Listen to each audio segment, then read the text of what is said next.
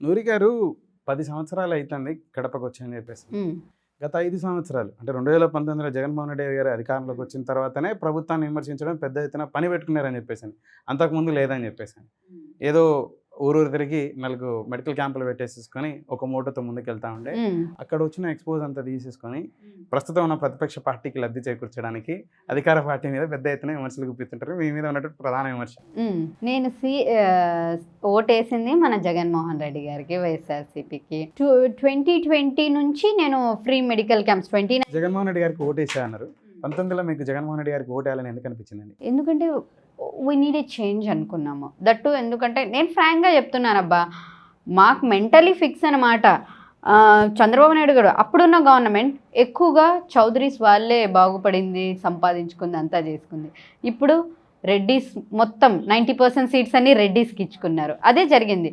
రాజశేఖర్ రెడ్డి గారి ఒక బిడ్డ ఈ ఒక మాట, తండ్రి లేని బిడ్డ, ఇలాంటి మాటలతో రాజశేఖర్ రెడ్డి గారు జనాల నుంచి అంత ఇది పొందారు.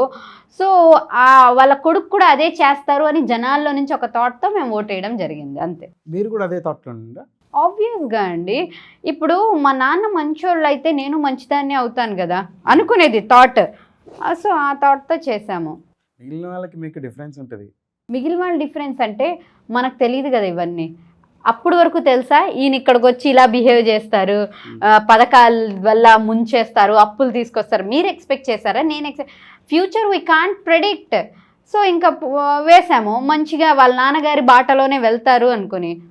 మనకేం తెలుసు, చెల్లిని అట్లా చేస్తారు, అమ్మని అలా వదిలేసారు, కానీ మనం ఎక్స్పెక్ట్ చేయలేదు కదా. కుటుంబకు సంబంధించిన అంశాలు కూడా మాట్లాడుతూ ఉన్నారు. అంటే నాకు బాధ ఏంటంటే షర్మిల గారు ఆయన జైల్లో ఉన్నప్పుడు అంత కష్టపడ్డారండి, వాళ్ళ వైఫ్ కష్టపడలేదు. ఇప్పుడు లైఫ్ లాంగ్ తోడుండాల్సింది వైఫ్ కష్టపడ్డా మీరు చూసారా? వాళ్ళ అమ్మగారి నుంచి ఉన్నారు ప్రతి పాయింట్లో. ఎలా తిరిగారు షర్మిల గారు, ఆవిడనే సైడ్ చేసినప్పుడు కొంచెం. వీరు బయట తిరిగారు, వారు ఇన్ హౌస్ లో ఏసీ కింద ఏం చేశారు? ఏసీలో కూర్చుని నేను మాట్లాడతాను, బయట రోడ్డుల మీద తిరుగుతేనే కదండి.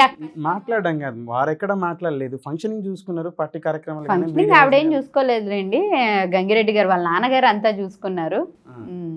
కానీ ఆ కష్టపడ్డం, ఎండల్లో తిరగడం ఇట్స్ నాట్ ఈజీ థింగ్ కదండి. ఒక లేడీ తనకంటూ ఒక ఫ్యామిలీ ఉంది, వాళ్ళ హస్బెండ్ని వదిలేసి పిల్లల్ని వదిలేసి వచ్చారు. ఎవరు వస్తారు చెప్పండి?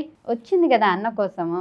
సో ఆ పాయింట్లో ఐ లైక్ షర్మిల అనమాట. యావత్ ఆంధ్రప్రదేశ్ సంబంధించిన ఆడబిడ్డలకి అందరికి నేను అన్నను మేనమామ అని చెప్పేసి. మీరు ఇప్పుడు అంటే ఇది రాజకీయంగా షర్మిల గారిని చంద్రబాబు నాయుడు గారు ఉసిగొలుపుతా ఉన్నారు, కాంగ్రెస్ పార్టీ ఉసిగొలుపుతా ఉన్నారు. ఈ మాటతో మీరు సమర్థిస్తారా? ఒక మాట, వీళ్ళిద్దరే డ్రామా చేయొచ్చు కదా, అన్న చెల్లైనా కలిసి. అంతే అంటారా? చెయ్యొచ్చు కదండి. పాలిటిక్స్లో మనం ఏం చెప్పలేం కదా, కావాలని చెప్పి జనాల్ని డివేట్ చేయడానికి అదైనా చెయ్యొచ్చు వాళ్ళు.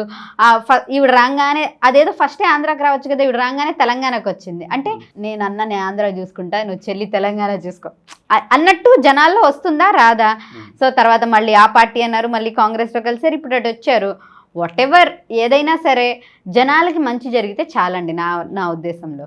షర్మిల గారు మీరు అన్నప్పుడు ఆంధ్రలో కాకుండా తెలంగాణకు వచ్చినప్పుడు పెద్ద ఎత్తున విమర్శలు వచ్చాయి. జగన్మోహన్ రెడ్డి గారు కేసీఆర్ని గెలిపించడానికి పంపించారని చెప్పేసి అని, అంటే యాంటీ ఓట్ని స్ప్లిట్ చేసి తర్వాత వచ్చేసేసి బీజేపీ బీఆర్ఎస్ని గెలిపించడానికి అని చెప్పేసి ఇలా వివిధ విధాలుగా వచ్చాయి.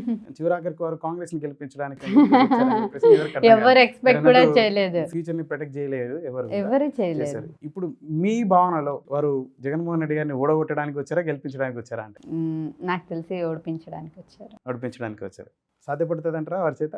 ఇక్కడైతే చెప్పుకొస్తున్నారు, వాళ్ళే క్రెడిట్ తీసుకుంటున్నారు. తెలంగాణలో కాంగ్రెస్ పార్టీ గెలిచిందంటే అది నా వల్లనే, ప్రతి నియోజకవర్గంలో 3-4 వేల ఓట్లు నేను చేసిన కృషి వల్ల, క్యాడర్ వల్ల ఉండింది. ప్రతి పర్సన్ వల్ల ఉంటుంది. వీ కాంట్ గివ్ 100% ఆవిడ వల్లే అని చెప్పలేం కదా.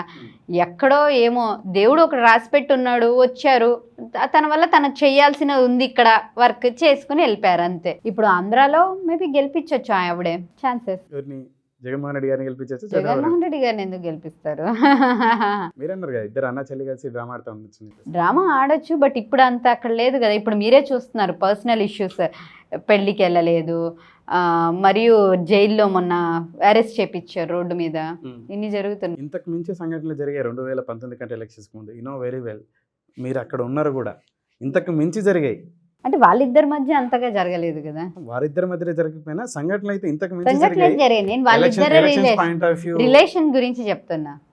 సో వాళ్ళిద్దరైతే ఇప్పుడు కలిసి నటిస్తున్నారు అనుకోవట్లేదు. కానీ ఇప్పుడు షర్మిల గారు ఈ విధంగా కాంగ్రెస్ పార్టీ నుంచి ఫైట్ చేయడం వల్ల ప్రజా వ్యతిరేక ఓటు, ప్రభుత్వం మీద ఉన్నటువంటి వ్యతిరేక ఓటు ఏదైతే ఉందో అది స్ప్లిట్ అవుతుంది అని చెప్పేసి ఇక్కడ వారే చెప్పుకురావడం జరిగింది. అవును. ఇప్పుడు అక్కడ స్ప్లిట్ అవుతే జనసేన ఏదైతే తెలుగుదేశం భవిష్యత్తులో కూటమిలో బీజేపీ ఉంటుందా లేదా అని పక్కన పెడితే ఇలా కూటమికి నష్టం అంటారు.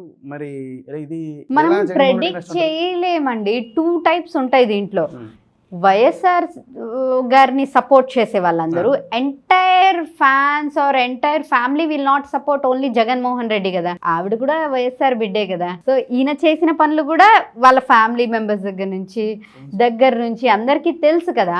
సో ఏమవుతుంది, వాళ్ళ ఫ్యామిలీ మెంబర్సే వైఎస్ఆర్ సిపికి వేయాల్సిన ఓటు ఇట్లా అయినా వెళ్ళొచ్చు కాంగ్రెస్కి. అదొక పాయింట్ వర్షన్లో మనం ఆలోచించవచ్చు. నెక్స్ట్ వర్షన్ ఏమవుతుందంటే వైఎస్ఆర్ సిపి ఇష్టం లేనోడు టీడీపీకే వేయేస్తాడు. ఇంకేం చేస్తాడు, లేకపోతే వైఎస్ఆర్సీపీ లేదు కదా కాంగ్రెస్కి, అలా వేసినప్పుడు టీడీపీకి ఓటు రాదు, అటు కాంగ్రెస్కి వెళ్ళిపోయి టీడీపీకి కూడా లాస్ అవుతుంది ఓటు. సో 2 పాయింట్స్ ఉన్నాయి. కాంగ్రెస్లో ఆవిడ ఉండడం వల్ల ఒక ప్లస్ ఉంది, వైఎస్ఆర్సీపీకి రావాల్సిన ఓట్స్ అన్నీ అటు వెళ్ళే ఛాన్సెస్ ఉన్నాయి. బట్ మైనస్ ఏముంటుందంటే టీడీపీ మీద కోపంతో కొంతమంది అటేసేస్తారు అలా.